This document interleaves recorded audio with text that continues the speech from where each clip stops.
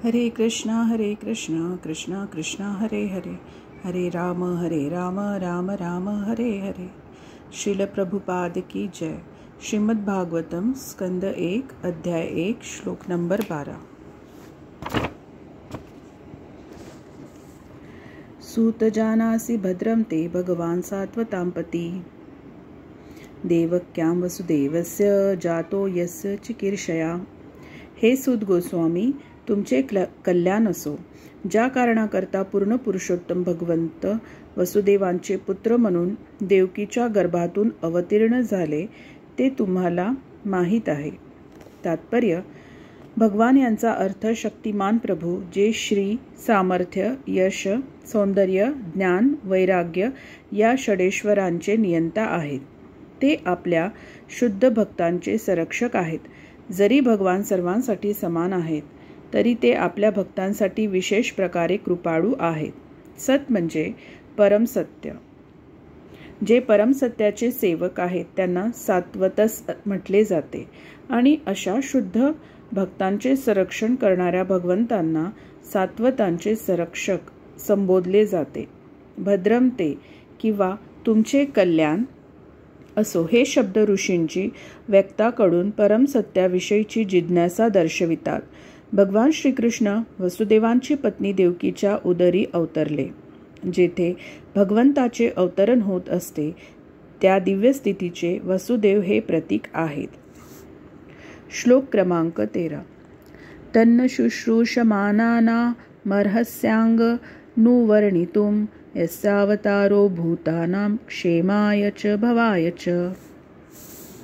हे सूत गोस्वामी, आम्ही भगवान आणि त्यांच्या अवताराविषयी समजून घेण्यास उत्सुक आहोत। कृपया पूर्वाचार्यांनी दिलेले उपदेश आम्हाला सविस्तर सांगा। त्यांच्या कथनाने आणि श्रवणाने मनुष्याचा उद्धार होतो। तात्पर्य: परमसत्याचा दिव्य संदेश श्रवण करण्याबाबत येथे नियम दिलेले आहेत। पहिला नियम असा की श्रोते अतिशय प्रामाणिक आणि श्रवणोत्सुक असावेत। वक्ता देखील अधिकृत आचार्यापासून आलेल्या शिष्य परंपरेत असावा। परमसत्याविषयीचा दिव्य संदेश भौतिकतेत निमग्न झालेल्यांना समजणे अशक्य आहे। श्री गुरुच्या मार्गदर्शनाखाली जीव क्रमाक्रमाने शुद्ध होतो, म्हणून प्रत्येकाने शिष्य परंपरेत असायला हवे। तसेच नम्रतापूर्वक श्रवणाची कला त्याने आत्मसात केली पाहिजे। श्रील सूत गोस्वामी आणि नैमिषारण्यातील ऋषींच्या बाबतीत या सर्व अटी पूर्ण झालेल्या आहेत। सूत गोस्वामी हे श्रील व्यासदेवांचे अनुयायी आहेत आणि नैमिषारण्यातील ऋषी सत्य समजून घेण्यास उत्सुक असणारे प्रामाणिक महात्मे आहेत।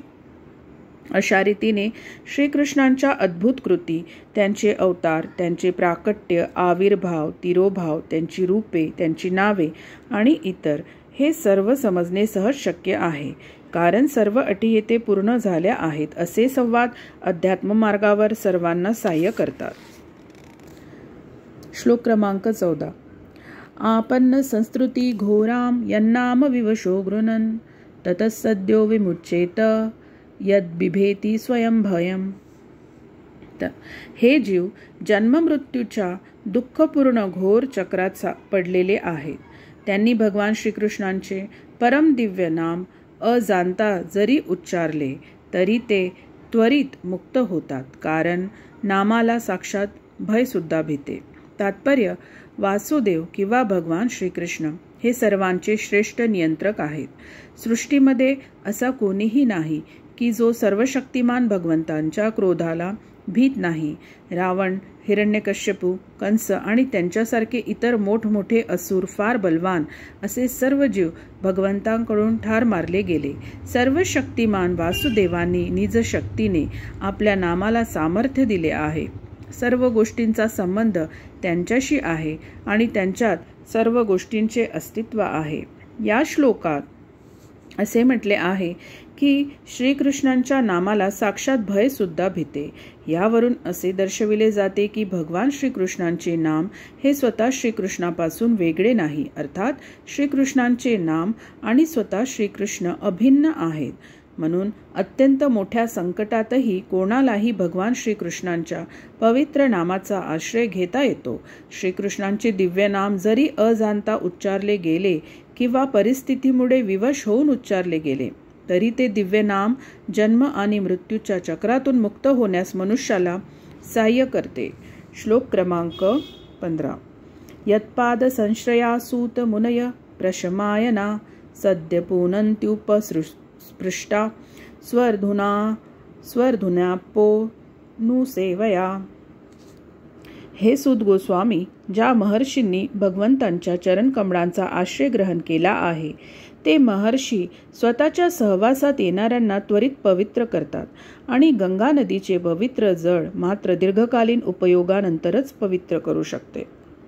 तात्पर्य: भगवंतांचे शुद्ध भक्त गंगा नदीच्या पवित्र जळापेक्षा श्रेष्ठ आहेत. मनुष्याला गंगाजळाच्या दीर्घकालीन उपयोगानंतर आध्यात्मिक लाभ होऊ शकतो, पण भगवंतांच्या शुद्ध भक्ताच्या कृपेमुळे मनुष्य शूद्र म्हणून, स्त्री म्हणून, वैश्य म्हणून जन्माला आलेला असो त्याचा विचार न करता तो भगवंतांच्या चरणकमळांचा आश्रय घेऊ शकतो आणि असे केल्याने तो भगवंताकडे परत जाऊ शकतो.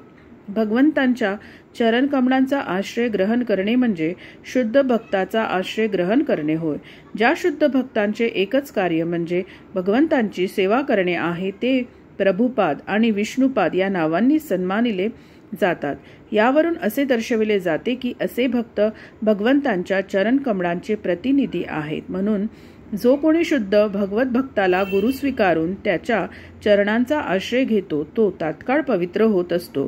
असे भगवत भक्त भगवंतांच्या बरोबरीने सन्मानिले जातात, कारण ते भगवंतांच्या अत्यंत अंतरंग सेवेत निमग्न असतात आणि ज्या पतित जीवानी भगवत धामाकडे परत जावे अशी भगवंतांची इच्छा असते त्या पतित जीवांचा या भौतिक जगातून ते भक्त उद्धार करतात. अशा शुद्ध भक्तांना शास्त्र ग्रंथातून उपभगवान या नावाने अधिक चांगल्या रीतीने ओळखले जाते.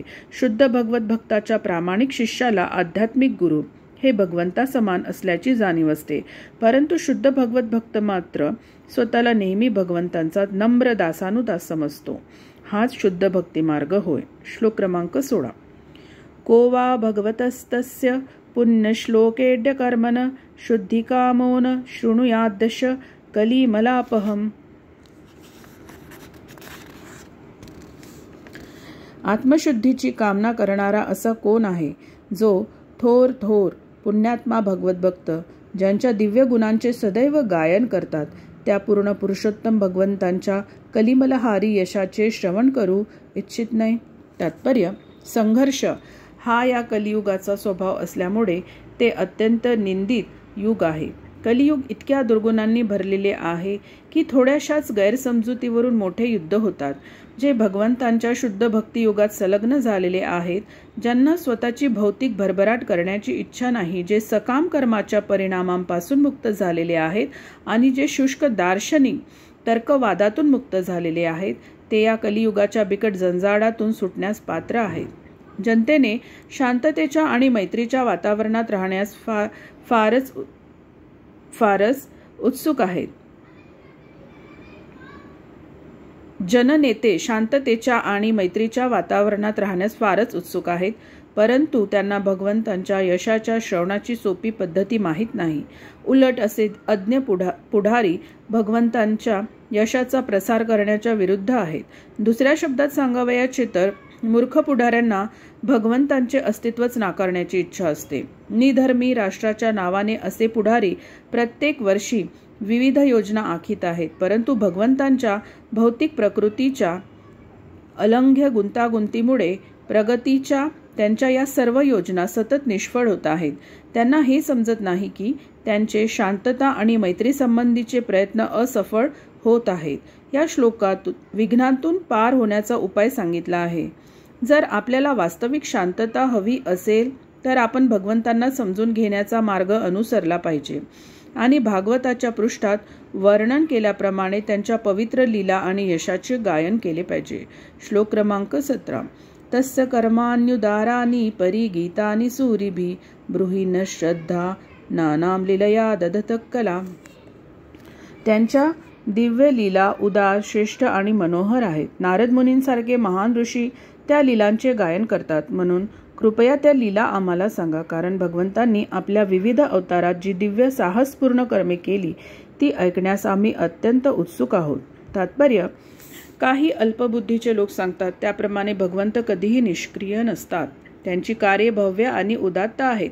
त्यांनी निर्मिलेल्या प्राकृत आणि अप्राकृत अशा दोन्ही सृष्टी आश्चर्यमय आणि विविधतेने युक्त आहेत. शील नारद, व्यास, वाल्मिकी, देवल, विश्वनाथ, बलदेव, भक्तिविनोद, सिद्धांत सरस्वती यासारख्या मुक्त पुरुषांनी आणि इतर अनेक विद्वान आणि आत्मसाक्षात्कारी पुरुषांनी त्यांचे सुंदर वर्णन केले आहे. या प्राकृत आणि अप्राकृत अशा अभिव्यक्ती ऐश्वर्य, सौंदर्य आणि ज्ञान यांनी परिपूर्ण आहेत. परंतु आध्यात्मिक क्षेत्र अधिक भव्य आहे, कारण ज्ञान, आनंद, चिन्मयता आणि नित्यत्व यांनी ते परिपूर्ण आहे. भौतिक सृष्टी ही आध्यात्मिक सृष्टीच्या विकृत छायेप्रमाणे काही काळ व्यक्त होत असते आणि अल्पबुद्धीच्या लोकांना मोहित करते, कारण असे लोक अनित्य वस्तूंनी आकृष्ट होतात. अशा मूढ लोकांना सत्याची माहिती नसते आणि ते असे गृहीत धरतात की अनित्य सृष्टी म्हणजे सर्वस्व आहे. तथापि श्रील व्यासदेव आणि महर्षी नारद मुनी यासारख्या ऋषीमुनींनी ज्यांना मार्गदर्शन केले आहे अशा बुद्धिमान लोकांना माहीत असते की भगवंतांचे शाश्वत धाम हे परिपूर्ण, रमणीय, अधिक विशाल, सदैव ज्ञान आणि आनंदमय आहे. ज्यांना भगवंतांच्या लीलांची, त्यांच्या दिव्य धामाची माहिती नाही, त्यांच्यावर भगवान कधीकधी अवतार घेऊन कृपा करतात आणि आपल्या दिव्य धामात आपल्या सहवासाचा जो शाश्वत आनंद असतो तो आपल्या अवतारात साहसी लीला कृत्ये करून ते व्यक्त करतात. अशा कृत्यांद्वारा ते या भौतिक जगातील आत्म्यांना आकर्षित करतात. अशा बद्ध आत्म्यांपैकी काही जण मिथ्या भौतिक विषयभोगात निमग्न असतात आणि इतर केवळ त्यांच्या दिव्य जगातील वास्तविक जीवनाचा अव्हेर करतात. अशा अल्पबुद्धीच्या लोकांना कर्मी किंवा सकामकर्मी आणि ज्ञानी अथवा मानसिक तर्क करणारे तार्किक म्हणून ओळखले जाते. परंतु या दोन वर्गातील लोकांपेक्षा उच्च स्तरावर सात्वत अथवा भक्त म्हणून ओळखला जाणारा अध्यात्मवाद्यांचा वर्ग आहे. हे सात्वत अथवा भक्त प्रक्षुब्ध भौतिक कृतीमध्ये आसक्त होत नाहीत आणि प्राकृत तर्कामधील देखील रत होत नाहीत. ते भगवंतांच्या प्रत्यक्ष सेवेत रममाण असतात आणि त्यामुळे कर्मी आणि ज्ञानी लोकांना अज्ञात असलेल्या सर्वश्रेष्ठ आध्यात्मिक लाभ त्यांना मिळतो. भगवंत भौतिक आणि आध्यात्मिक अशा दोन्ही जगतांचे सर्वश्रेष्ठ नियंता असल्यामुळे त्यांचे अनंत अवतार आहेत. भगवान ब्रह्मदेव, रुद्र, मनु, पृथु आणि व्यासदेव यासारखे अवतार हे त्यांचे प्राकृत गुणात्मक अवतार आहेत. परंतु श्रीराम, नरसिंह, वराह आणि वामन यासारखे अवतार हे त्यांचे दिव्य अवतार आहेत. भगवान श्रीकृष्ण हे सर्व अवतारांचे उगम आहेत आणि म्हणून ते सर्व कारणांचे मूळ कारण आहेत. श्लोक क्रमांक 18. अथाख्याही हरेर्धिमन्नवतार कथा शुभा लीला विदधत स्वैरमीश्वरस्यात्ममायया. हे बुद्धिमान सुत गोस्वामी, भगवंतांच्या अनेक अवतारांच्या दिव्य लीला कृपया आम्हाला सांगा. सर्वश्रेष्ठ नियंता असे जे भगवान, त्यांची मंगलमय साहस कृत्ये आणि लीला असे सर्व काही त्यांच्या अंतरंगा शक्तीने संपन्न होत आहे. तात्पर्य: प्राकृत जगताची उत्पत्ती, स्थिती आणि लय याकरिता भगवंत असंख्य अवतारांच्या रूपांनी प्रकट होत असतात आणि त्या दिव्य रूपात त्यांनी केलेली